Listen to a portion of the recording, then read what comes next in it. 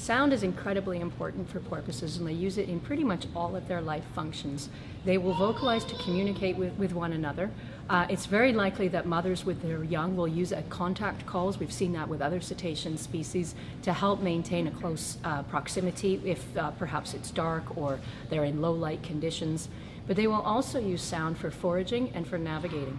Porpoises are able to produce sound within the human hearing range, but primarily use sound in the ultrasonic range at around 135 kilohertz. And they can use sound to not only see acoustically in the waters the fish, but they may also use sound perhaps to stun fish. That has been seen with other cetacean species, and perhaps even get them to come out of the sand if they are aiming their sound beams into the sand. My name is Dr. Anna Hall, and I'm the president of the Porpoise Conservation Society. If you would like to learn more about porpoises, visit porpoise.org.